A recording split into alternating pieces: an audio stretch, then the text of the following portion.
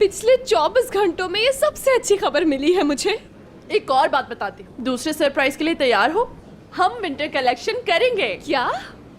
Yes baby. क्या वाकई में ट्वेल? ये हम दूसरी कंपनी के साथ कर रहे हैं? नहीं, मैं और तुम मिलकर एक साथ 60 डे की हिस्ट्री में हम बनाएंगे एक ग्रेटेस्ट कलेक्शन। हैरत है, इसका मतलब है मुराद और तुम्हारे बीच सुलह हो गई है ना ट्वेल? जी नहीं, ये सारा कुछ दुरूक सर सलमास की तरफ से है। हाँ? मुराद को नहीं पता कुछ भी? मुझे इस बात का अभी कुछ नहीं पता बेबी। दुरूक मेरा दोस्त है, बस यही वजह थी मेरे वापस आने की।